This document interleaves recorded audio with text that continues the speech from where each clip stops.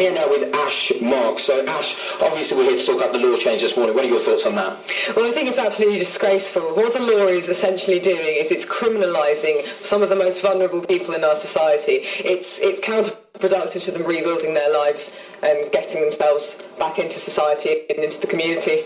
And that's absolutely fair comment, because we are hearing about the amount of homelessness in Birmingham at the moment. But what would you say then to... Because people could turn around and say to you, you don't own this house, you don't pay council tax on this house, what are you doing here?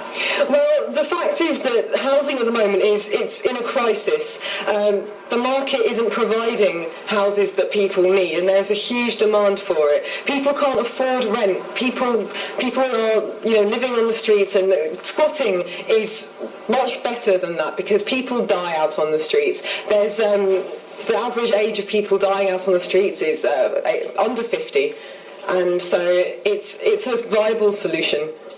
But what I'm saying, you can understand why people would be upset at the fact that people just let themselves into a house and live there and take over it. You've got people all around you paying council tax, so you can understand why they might be upset that you guys are here. Yeah, I understand that's the sort of something for nothing culture, but people need to realise that it is completely counterproductive for the government to criminalise squatting. People are dying out on the streets, and sure that some people think that there's a something-for-nothing culture out there and these people are just squatting, they're not giving anything back. But it's either that or they die. Let me ask you, you say you're not giving anything back, and feel free, guys, if you do want to get involved. What are your plans then? Because you said about giving nothing back then. So you guys really need your plans to do it up? Yes, absolutely. This is a community activity. There are volunteers here who are doing up the house. We're going to make it habitable and give it to someone who is a victim. And we have had squats before where it's been a community centre. We get the community involved. We have activities, we have painting, we have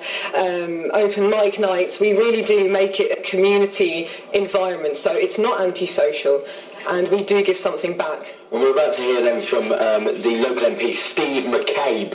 What would you like to say to him? I think he really needs to get involved. He needs to help us.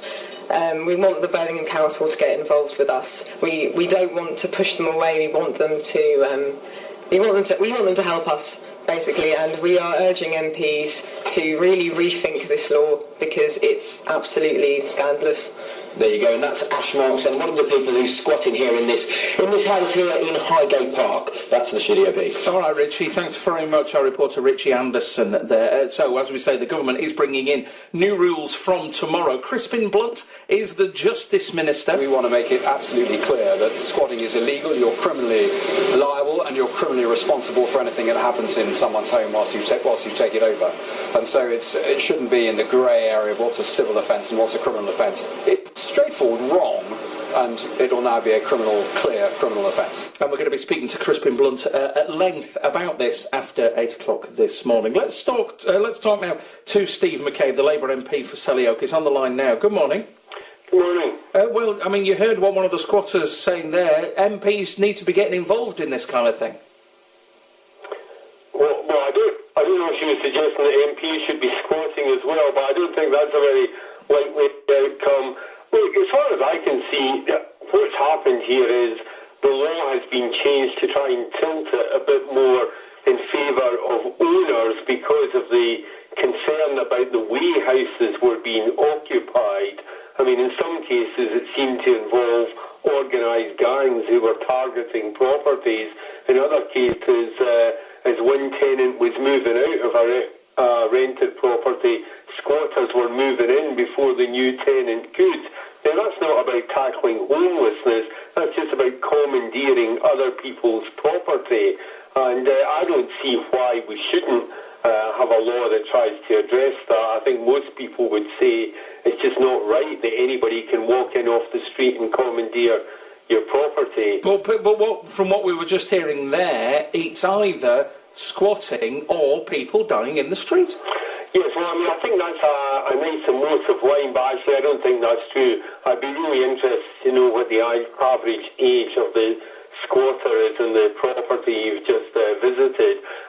Yes, where there are properties being deliberately left empty over long periods of time, something should be done to bring those properties into use.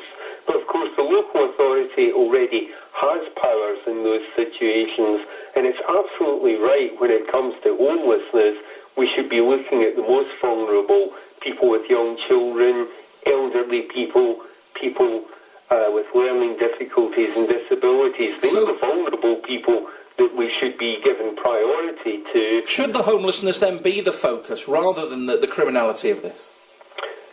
Well, there needs to be a huge effort to build more housing and to do more about homeless people. Absolutely, as far as I can see, that is a priority of the new council in Birmingham. That's the right thing to try to focus on.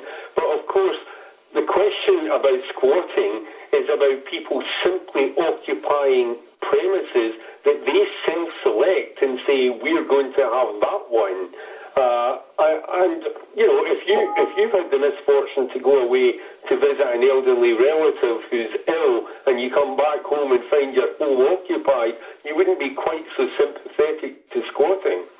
Steve McCabe, the Labour MP for Selly Oak, thanks very much for speaking to us this morning.